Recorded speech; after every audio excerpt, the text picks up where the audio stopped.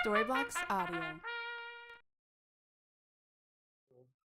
नवंबर का 30 तारीख 2025 गया का एक दिन ढाका में जो राजू यानी डीआईटी का चेयरमैन ने हम लोग को ढकिया आदमी लोग के बारे में, पुराना ढाका का आदमी के बारे में जो सब बेफिजूल की अल्फाज इस्तेमाल करी से और उसको लेके तो काफी मिसल मुसल चला भी, मानो बंधन भी हुआ, मोटा मोटी एक तो हलचल मचा, एक तो हंगामा भी हुआ क्या। तो ये मेरा कहने का मतलब वही तो रहा उस जगह में, मगर इसमें ये सब करने से नुकसान तो हमको ही है। मैंने असल जो चीज तो है, जो असल जहाँ पर मसला है, वही मसला से तो नजर गलत तरफ चले जा रहा है। इसमें वही चेयरमैन का कोई कोई खास नुकसान होगा नहीं। नुकसान होगा हम लोग को बाल बच्चे का, हम लोग को फर्जन फर्जन लोग का, हम लोग का औलाद लोग का, हम लोग का बाड़ी घर का, हम लोग का संपत्ति का, ये सभी होगा। उसमें दूसरा तो कोई का होगा नहीं। तो अभी हमको क्या करना चाहिए? हम लोग का जो हालत है ढाका ओल्ड टाउन का, यहाँ पर ही तो हम तो देखा, जो एक तो आग उग लगने से भी कोई गाड़ी आने में कितना मुश्किल होता है, और एक ठो एम्बुलेंस घुसाया जाता नहीं। और जहाँ पर ही अल्लाह न करे इतना बड़ा एक ठो जलजला अगर होए, तो इठो में तो मने चारों तरफ तो मलबा गिरा हुआ रहेगा, मने ध्वंसावशेष जो दीवाल दीवाल हाबी जाबी सब गिरा हुआ रहेगा ना। कोई आ सकेगा ना कोई जा सकेगा ना कोई निकल सकेगा। तो ये जो तो हालत हो जाएगा, तो ये हालत में तो कम से कम सरकारी तो जो मदद तो पाना तो दूर का बात, मैंने जिनका इसने फायर सर्विस का आदमी है जो परित्यक्त कर देगा जगह को। हम इसका प्रतिवाद भी करे तो कोई तो प्रतिवाद हो, इसका भी तो हम लोग ने मदम्मत करा।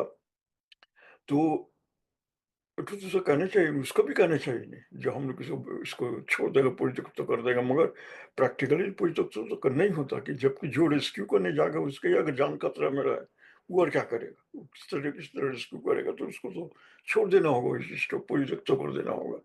तो खैर से ये जे माने ना एम्बुलेंस कर सकेगा ना फायर सर्विस आ सकेगा, तो ये भी हम लोग को चाहिए क्या? हम लोग तो फायर सर्विस का आदमी का तरह हम लोग का आदमी काम कर सकेगा नहीं, और एम्बुलेंस का तरह भी काम कर सकेगा नहीं। तो इसलिए हम लोग को थोड़ा रेस्क्यू टीम जो ठो कि बढ़िया से ट्रेनिंग लेके आ सके फायर सर्विस से, और थोड़ा फर्स्ट एड टीम और फर्स्ट एड जिन लोग की मैंने कोई मेडिकल टीम आने का पहले थोड़ा फर्स्ट एड देगा, सीपीआर सब ट्रीटमेंट करेगा, और कुछ फर्स्ट एड बॉक्स भी होगा। तो इट तो इस तरह इसके लिए कुछ मामूली से ट्रेनिंग देना होता है। तो खैर, तो मैं भी देखा, सोच कर देखा कि इसका मैं इन्वॉल्व किसको करा जाएगा। इसका आगे तो हम लोग तो पंचायत पंचायत को लेके बहुत सेमिनार सेमिनार करा। तो बात हो, जो हम लोग का बुजुर्ग लोग ने जो पंचायत बना के किया था, ये तो खाली विचार आचार भी करते थे, ये तो बहुत कुछ का विचार विचार हो, विचार विचार कैसे हो, अलावा भी वही इसके शादी ब्याह, किसी का दफन कफन, ये सब बहुत बहुत से काम उन लोग करके किया। हम लोग का एक पंचायत लोग ने।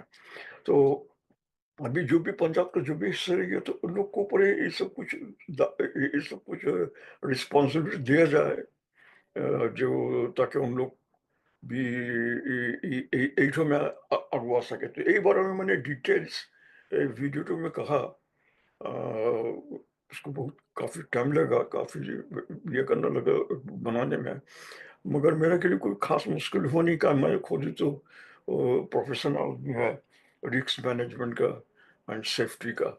वही नज़र से, और हम लोग का ओल्ड टाउन का जो बाड़ी घर का हालत है, गली कुछ हालत है, ये दोनों ख्याल रख के मैंने एक ठो स्टडी करा, एक ठो एनालिसिस करा। जानते नहीं ये तो सबका यह बात होगा ना क्या, मगर मैं जहाँ तक सका मेरा प्रोफेशनल नॉलेज को इसमें फोकस करा रखा।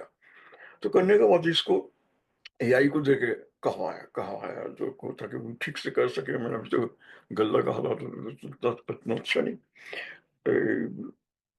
तबीयत भी तो खराब है, आवाज से तुम लोग सुन सकते हैं जो मेरा गल्ला का हालत क्या है।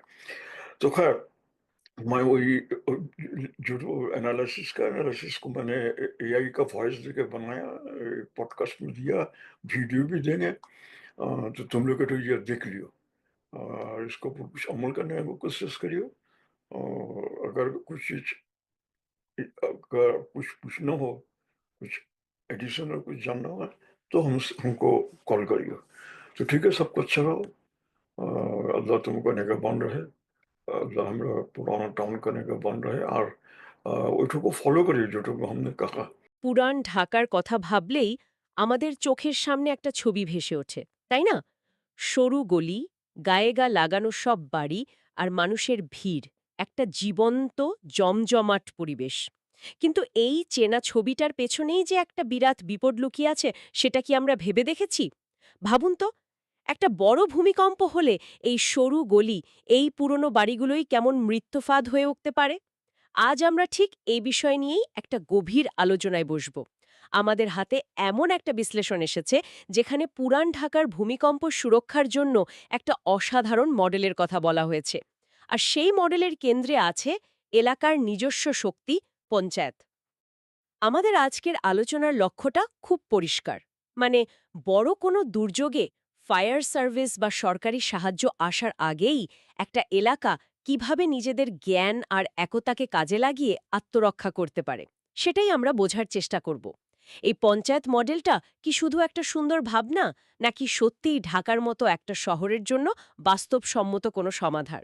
চলুন এর গভীরে প্রবেশ করা যাক। আলোচনার আগে ঝুঁকির মাত্রাটা একটু পরিষ্কার করে নেওয়া দরকার। দেখুন, পুরান ঢাকার বিপদটা শুধু জরাজীর্ণ ভবনের মধ্যে সীমাবদ্ধ না। আসল সমস্যা হলো এর গঠন। মানে, গলিগুলো এতটাই সরু যে জরুরি অবস্থায় ফায়ার সার্ভিসের একটা গাড়ি বা অ্যাম্বুলেন্স ঢোকার কথা ভাবাই যায় না।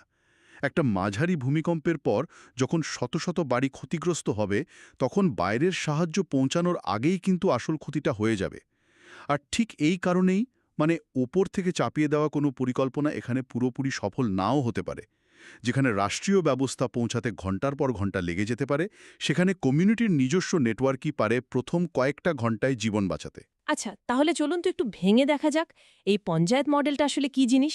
আমাদের হাতে থাকা বিশ্লেষণ অনুযায়ী পুরো পরিকল্পনাটাকে কয়েকটা ধাপে ভাগ করা হয়েছে। প্রথম ধাপটাই আমার কাছে বেশ চমকপ্রদ মনে হয়েছে। লোকাল রিস্ক ম্যাপিংয়ের কথা বলা হচ্ছে। মানে, এলাকার মানুষ নিজেরাই নিজেদের এলাকার ঝুঁকির একটা মানচিত্র তৈরি করবে। এটা কিভাবে কাজ করবে? ঠিক এখান থেকেই মডেলটার আসল শক্তিটা শুরু হয়। ভাবুন, পঞ্চায়েত এলাকার তরুণদের নিয়ে একটা দল তৈরি করল। তাদের কাজ হলো পুরো মহল্লার একটা, ধরুন, ডিজিটাল বা হাতে আঁকা ম্যাপ তৈরি করা। সেই ম্যাপে শুধু রাস্তাঘাট থাকবে না, থাকবে বিস্তৃত তথ্য। যেমন, কোন বাড়িটা সবচেয়ে পুরনো বা কোনটা দেয়ারে ফাটল আছে সেটা লাল রঙে চিহ্নিত করা হলো। ভূমিকম্পের পর মানুষ কোথায় নিরাপদে জড়ো হতে পারবে সেই খোলা জায়গাগুলো সবুজ রঙে দেখানো হলো। এলাকার কোথায় জলের উৎস আছে, কোথায় প্রাথমিক চিকিৎসার ব্যবস্থা আছে, সবকিছু ওই এক ম্যাপে থাকবে। এই ম্যাপটা যদি আগে থেকেই স্থানীয় ফায়ার সার্ভিস স্টেশন বা ওয়ার্ড কাউন্সিলরের অফিসে দেওয়া থাকে, তাহলে উদ্ধারকারী দলের কাজটা অনেক সহজ হয়ে যায়, তাই না? হ্যাঁ, তা তো বটেই। তারা তো আর এলাকাটা হাতের তালুর মতো চেনে না। তাদের সময় বাঁচবে, আর তাতে জীবনও বাঁচবে। বাহ! তার মানে পুরো এলাকার একটা 3D চিত্র থাকবে, কিন্তু সেটা স্যাটেলাইট দিয়ে তোলা নয়, মানুষের অভিজ্ঞতায় তৈরি। দারুণ ভাবনা। কিন্তু শুধু এলাকার ম্যাপ থাকলেই তো হবে না। প্রত্যেকটা বাড়ির ভেতরের মানুষগুলিরও তো একটা নিজস্ব প্রস্তুতির দরকার আছে, তাই না? একদম।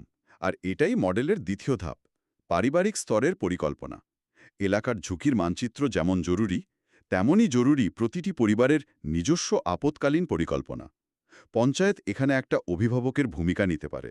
তারা বাড়ি বাড়ি গিয়ে বোঝাতে পারে যে ভূমিকম্পের সময় আতঙ্কে ছোটাছুটি না করে কি করতে হবে, পরিবারের কে বয়স্ক বা শিশুদের দায়িত্ব নেবে, বাড়ি থেকে বেরোনোর পর সবাই ঠিক কোন জায়গায় মিলিত হবে।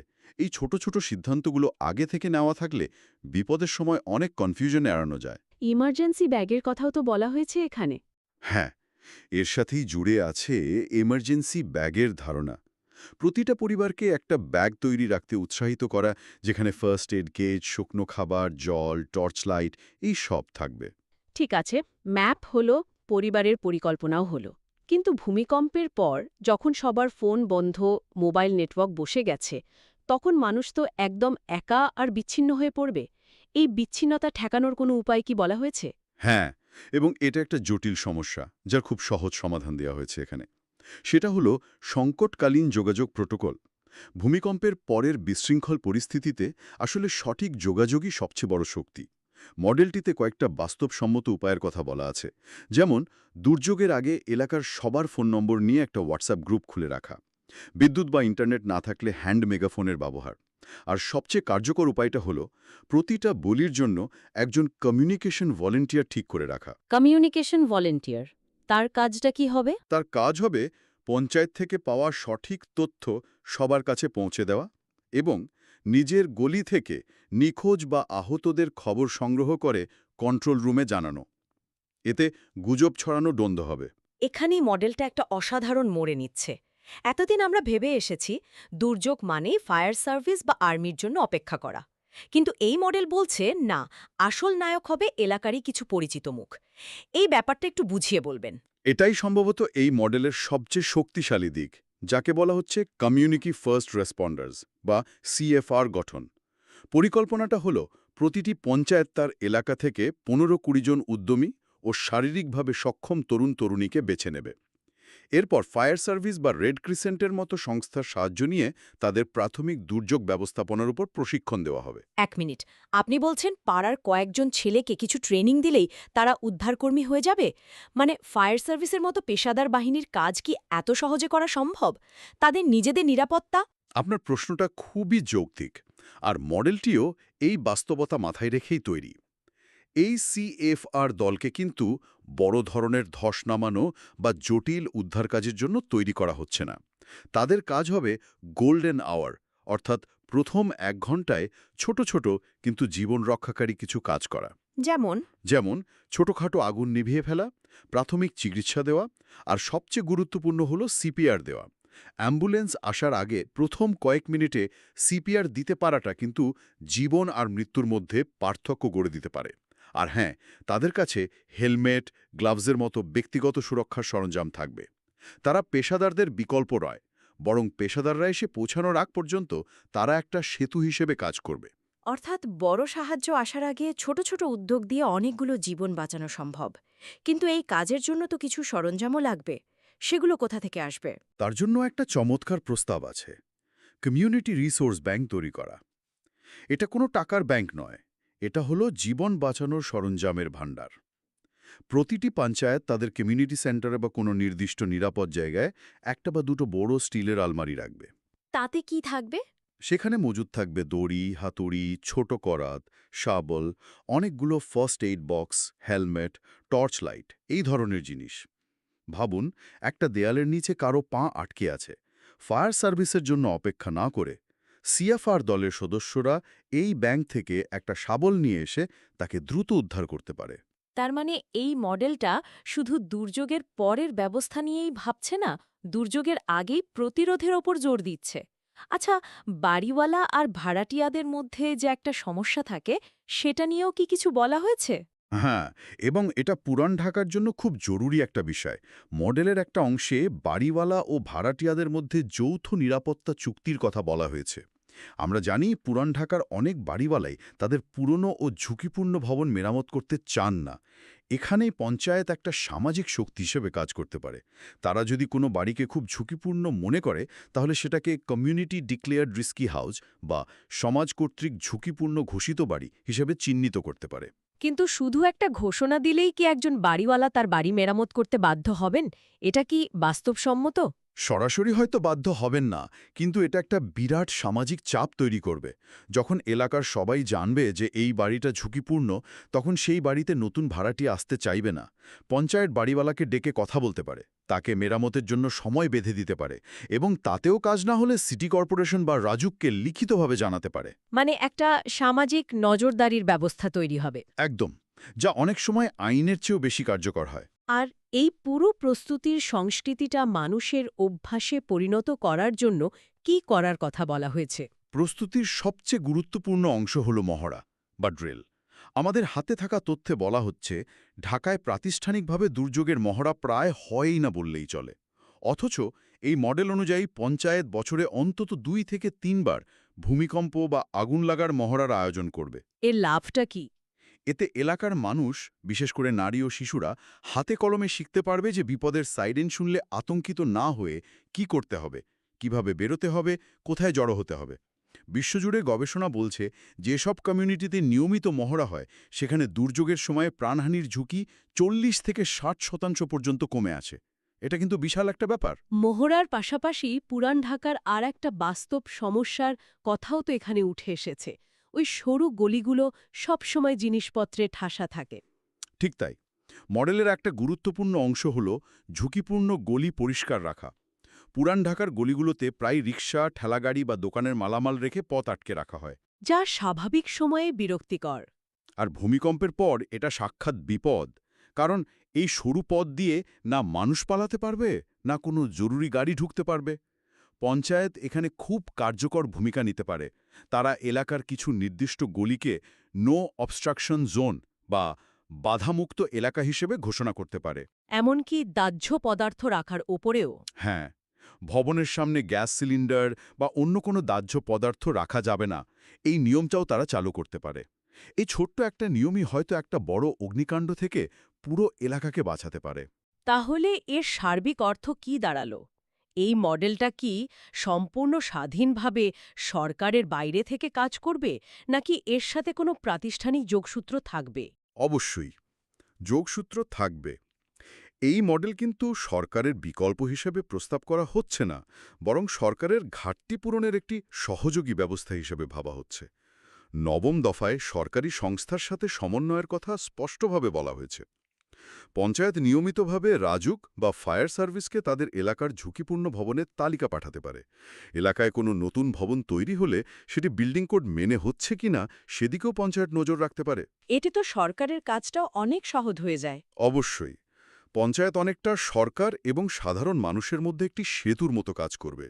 সরকার হয়তো শহরের হাজার হাজার ভবন নিজে দেখতে পারবে না, কিন্তু একটি পঞ্চায়েত তার নিজের এলাকার 50-100টি বাড়ি সহজেই নজরে রাখতে পারে। তার মানে মডেলের একেবারে কেন্দ্রে রয়েছে কমিউনিটির নিজস্ব শক্তি। সামাজিক বন্ধনকে একটি শক্তি হিসেবে ব্যবহার করা। এখানকার মানুষ একে অপরকে চেনে, বিপদে আপদে দ্রুত সাড়া দেয়, একজনের প্রয়োজনে আরেকজন ঝাঁপিয়ে পড়ে। এই যে একটা স্বাভাবিক সামাজিক ঐক্য বা সোশিয়াল ক্যাপিটাল, এটাই পঞ্চায়েতের সবচেয়ে বড় পুঁজি। এই চেনাজানা আর আপসি বন্ধনকে কাজে লাগিয়েই একটা শক্তিশালী কমিউনিটি রেসপন্স ব্যবস্থা গড়ে তোলা সম্ভব। আমাদের হাতে থাকা লেখাটির শেষে একটি চমৎকার কথা বলা হয়েছে। ঢাকার ভূমিকম্পের ঝুঁকি হল 60% মাটি এবং 40% কমিউনিটির প্রস্তুতি। মাটি বদলানো যাবে না, কিন্তু প্রস্তুতি বদলানো সম্ভব। অসাধারণ একটা কথা। পুরো আলোচনাটা শোনার পর আমার মনে হচ্ছে এটা শুধু কিছু নিয়মকানুনের তালিকা নয়, এটা আসলে একটা মানসিকতার পরিবর্তনের কথা বলছে। আপনি একেবারে যুক্ত ধরেছেন।